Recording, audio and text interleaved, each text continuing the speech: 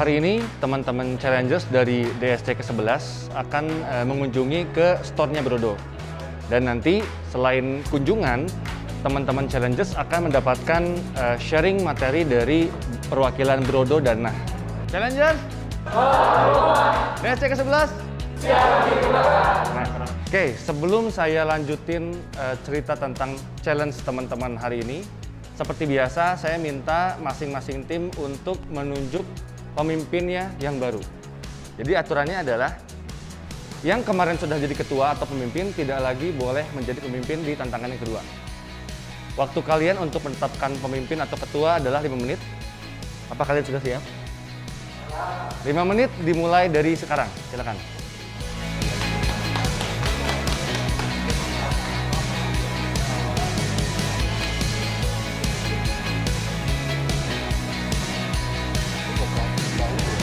Oke teman-teman, sudah menentukan siapa ketuanya?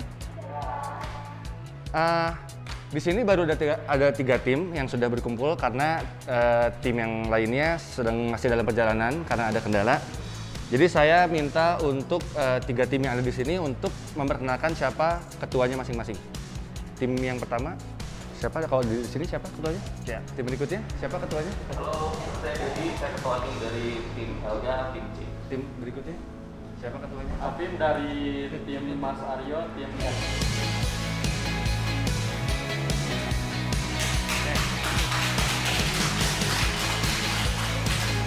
Selamat pagi teman-teman. Ini dari tim lainnya.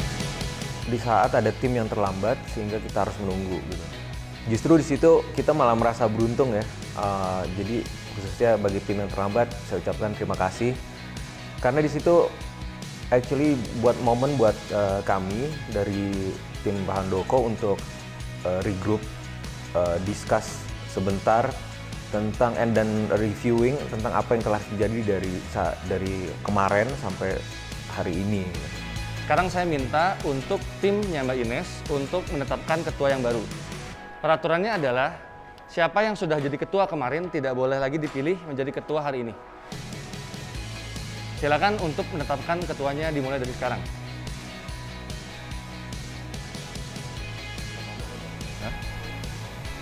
Oke, Mas pemimpinnya. Oke, siap. Terima kasih. Kenapa bisa terlambat? Mungkin tadi di driver itu kuncinya ditaruh di dalam, jadi tidak bisa dibuka dan menunggu prosesnya lumayan lama hingga akhirnya mobilnya diganti dan akhirnya kita berangkat dan alhasil kita terlambat tidak sesuai dengan jadwal yang ditentukan. Saya akan memperkenalkan teman-teman Challenger semua kepada Mas Agam. Beliau adalah perwakilan dari Brodo dan Project yang teman-teman hari ini akan kenal lebih dalam. Silakan untuk Mas Agam, waktu dan tempat dipersilakan.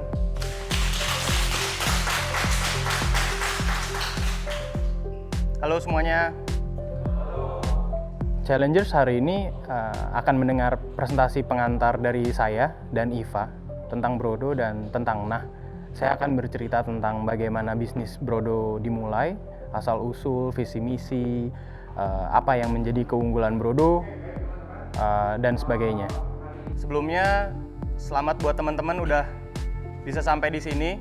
Perkenalkan sebelumnya, saya Agam, perwakilan dari Brodo. Nanti bersama teman saya Iva, perwakilan dari Nah. Bandung merupakan pusat produksi dan awal mulanya Brodo. Mungkin teman-teman nanti bisa sembari ngelihat isi toko kami ada apa aja. Brodo adalah vertically integrated fashion e-commerce, brand yang media jualnya adalah sepatu. Brodo lahir 2010. Awal mulanya foundernya adalah Yuka dan Uta. Mereka saat itu masih mahasiswa dengan keterbatasan biaya dan dananya melihat bagaimana Bandung bisa hadir sebagai kota yang sangat resourceful. Teman-teman, berikutnya saya akan mengundang dan memperkenalkan kepada teman-teman perwakilan dari Nah Project. Mbak Iva, waktu dan tempat dipersilakan. Ada ininya ya? Halo, saya Iva, Managing Director Nah Project. Jadi Challengers hari ini akan mendengarkan penjelasan mengenai brand Nah Project, company Nah Project itu seperti apa.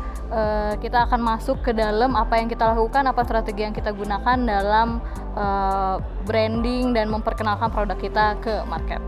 Nih, jadi kenapa Nah Project itu pertama kali diinisiate gitu. Jadi waktu Nah Project itu lahir di 2017 si brand Nah Project ini. Kenapa kita inisiate? Kita ngelihat saat itu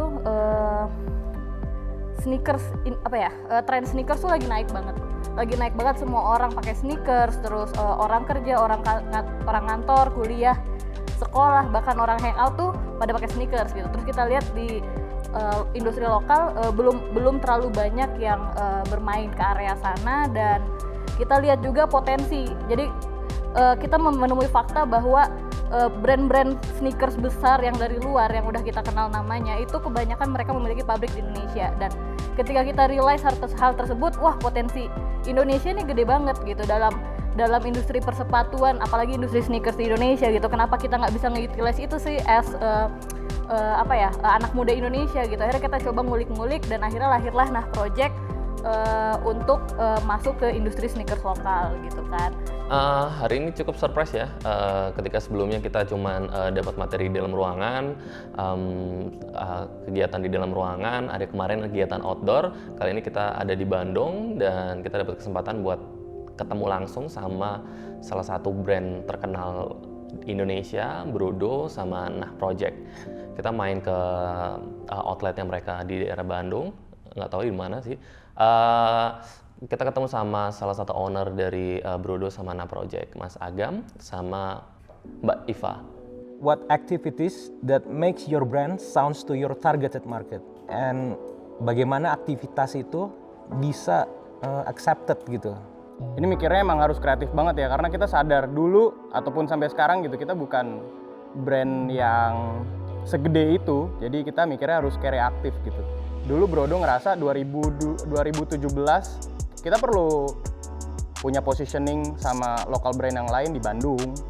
Saya waktu itu initiate untuk bikin satu aktivasi, bikin video touring campaign yang outputnya adalah video semi dokumenter. Waktu itu konsep videonya namanya road packing. Kita cari satu format baru, backpacking di jalan, tapi nggak motor doang, tapi ada mobilnya. Itu baru menurut saya, outputnya adalah video, jadi saya bisa bikin screening keluar. Hari ini para challengers banyak nanyain saya tentang bagaimana Brodo tercipta, asal-usul desain Brodo seperti apa, bagaimana bisnis Brodo bisa bertahan sampai sekarang, dan activation market seperti apa yang harus mereka bikin. Di depan kalian sekarang sudah ada 4 amplop ya. 4 amplop ini berisikan 2 brand, yaitu 2 amplop untuk Brodo dan 2 amplop untuk Nah. Masing-masing dari tim akan mengambil 1 amplop yang ada di depan dan dimulai dari tim dengan skor yang paling tinggi di tantangan kemarin, yaitu tim C. Silakan bebas. Oke, silakan diperlihatkan ke teman-temannya. Oke, silakan diperlihatkan. Oke, berarti diperlihatkan ke teman-temannya.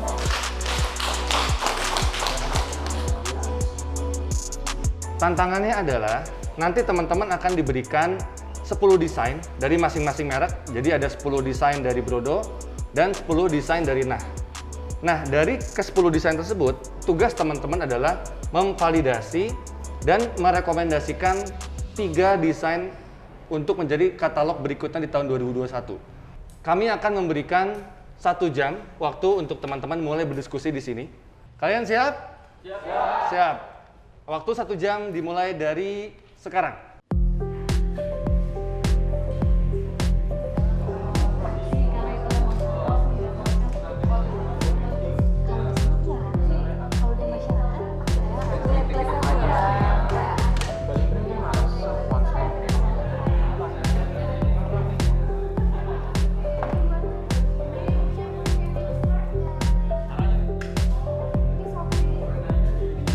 Kami mendapat tantangan untuk menentukan 3 jenis produk sepatu atau jenis sepatu yang akan diluncurkan oleh Brodo untuk tahun 2021. Jadi kita disuruh tentuin tuh katalog untuk 2021 itu apa sepatunya, tapi terbatas untuk 3 saja. Dan di situ kami dikasih 10 pilihan sepatu untuk awal. Kemudian diberi waktu 1 jam untuk diskusi, tanya jawab dengan para timnya Brodo untuk menambah bahan materi pengetahuan sepatu mana nih yang kita pilih untuk katalog 2021. Kayaknya ya kalau ngelihat dari si tren yang dia kan pasti menyasar persona yang Remaja. cowok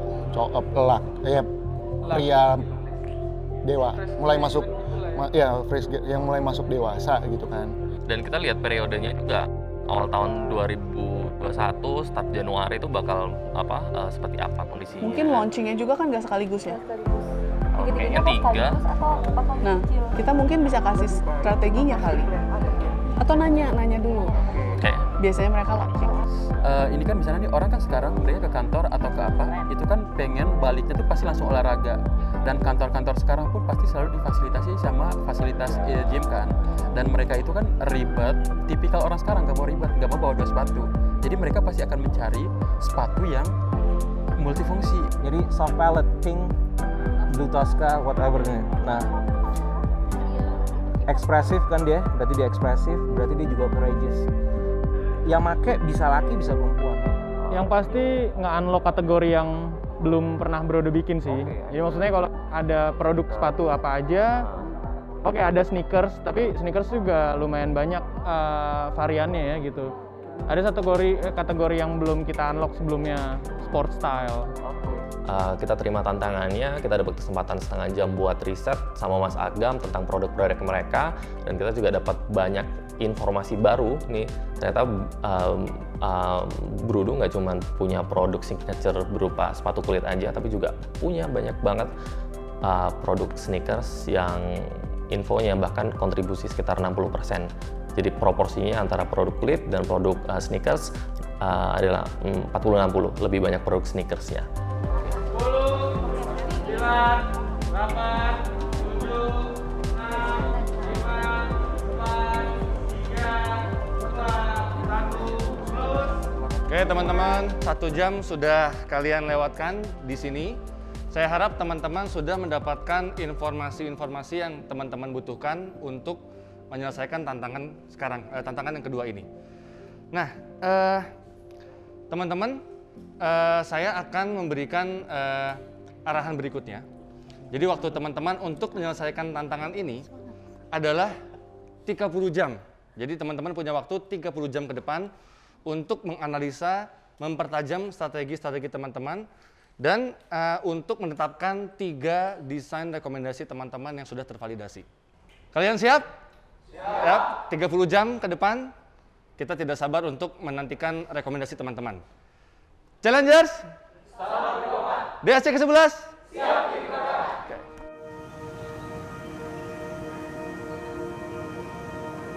Setelah pulang dari Brodo, kita sempat istirahat, terus ada lanjut grouping lagi untuk diskusi, melanjutkan diskusi untuk terkait challenge ini.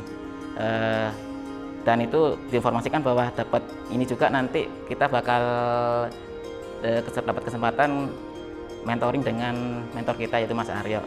Nah, di situ kita juga langsung menyusun strategi, bikin konsep dulu, nanti konsep yang kita bikin ini nanti tinggal kita diskusikan dengan Mas Aryo. Jadi waktu diskusi dengan Mas Aryo kita sudah punya bahan dan kita sampaikan kalau bahan yang kita dapat challenge yang ini, case-nya gini, kita tujuannya ini, dan rencana kita analisanya kayak gini. Kemudian kita diskusi dengan Mas Aryo. Secara umum sih Mas Aryo setuju dan ngasih saran beberapa saran-saran.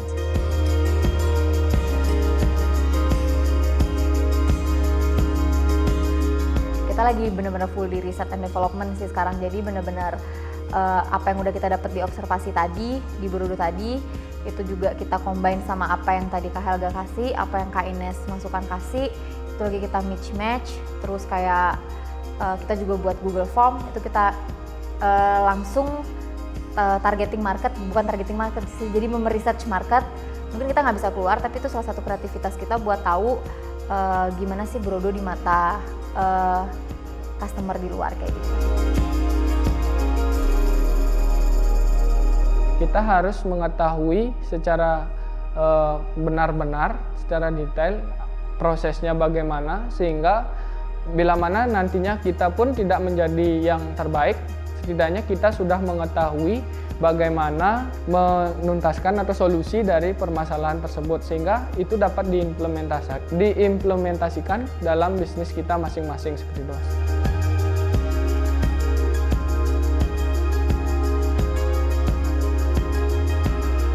Mungkin yang menurut kita paling membantu adalah mungkin di challenge ini kita nggak belajar untuk misalnya nih kita merekomendasikan 3 dari 10 produk yang bakal di launching sama Nah Project di 2021. Tapi kita juga belajar bagaimana dengan ibaratnya dengan konsep seperti ini, dengan pembelajaran seperti ini, itu nanti akan kita gunakan di usaha kita. Jadi selain kita belajar, kita juga evaluasi terhadap usaha kita masing-masing. Hal kayak gini tuh bisa nggak sih diterapin ke usaha kita, dan juga mungkin kalau misalnya selama ini kita udah lakukan analisa-analisa apa sih yang perlu kita improve lagi biar kedepannya sih menjadi lebih baik.